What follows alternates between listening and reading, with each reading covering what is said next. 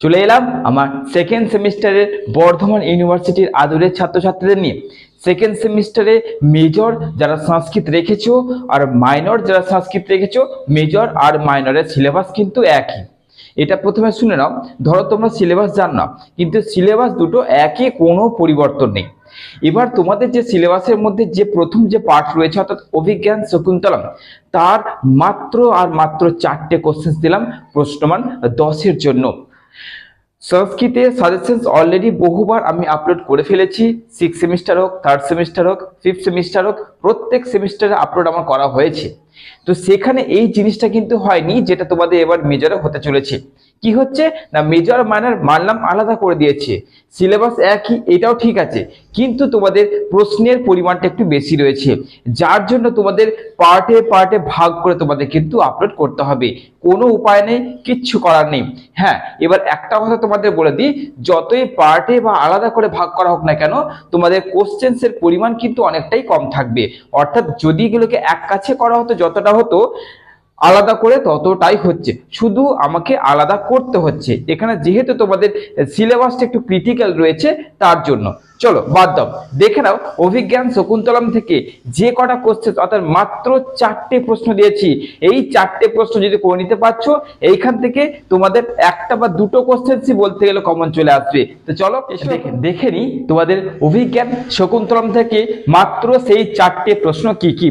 তার আগে তোমাদের বলে দিচ্ছি, যারা যারা তোমরা অভিজ্ঞান শকুন্তলমের ব্যতীত যে চ্যাপ্টারগুলো রয়েছে সেইগুলো থেকে তোমরা কোশ্চেন চাইছো যে স্যার ওখান থেকে এরকমই কম করে মিনিমাম কোশ্চেন মানে আপলোড করুন, যদি তোমরা চাইছো যে অভিজ্ঞান শকুন্তলমের ব্যতীত যে অধ্যায়গুলো রয়েছে এরকমই মিনিমাম কোশ্চেন তোমাদের জন্য নিয়ে আসি, আপলোড করি, তাহলে কমেন্টে অবশ্যই জানাও যে স্যার আমাদের ব্যতীত চ্যাপ্টার বা ব্যতীত অধ্যায় থেকে মিনিমাম কোশ্চেন্সের একটা সাজেশন দিয়ে দিন। তো চলো অভিজ্ঞান শকুন্তলম থেকে প্রথম প্রশ্ন কি করছো, অভিজ্ঞান শকুন্তলমের পঞ্চম অঙ্কের অনুসরণে প্রত্যাখ্যান দৃশ্যের বর্ণনা দাও। কারা কখন হস্তিনাপুরের রাজার কাছে নিয়ে গিয়েছিল, মানে পঞ্চম অঙ্কে যেটা বর্ণিত আছে যে প্রত্যাখ্যান করছিল অর্থাৎ ফিরছিল যে দৃশ্যটা, ওইটা বর্ণনা করতে হবে।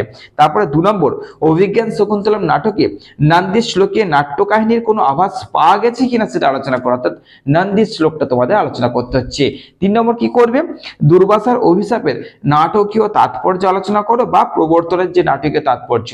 কোশ্চেন দুটো একই, মোস্ট ইম্পর্টেন্ট কোশ্চেন, তাহলে কটা হলো, 3টে। আর লাস্ট কোশ্চেন কি তোমরা করছো, চরিত্রের মধ্যে কি করছো, অনুসুয়া আর প্রিয়াঙ্গদা, যেটা শকুন্তলা সখী ছিল, মানে একটাই উত্তর হয়ে যাচ্ছে, আর দুষ্মন্ত থাকছে, আর ঋষি কর্ণের চরিত্র। ব্যাস, এই 3টে চরিত্রকে যদি তোমরা করে নিতে পারছো, তাহলে তোমাদের অভিজ্ঞান শকুন্তলমের 10 নম্বরের দিক থেকে কোনো চিন্তা আর রইল না। শুধু দেখে নিচ্ছি এরকমই মাত্র 4টে কোশ্চেন, মানে বোঝো কতটা মিনিমাম দিয়েছি।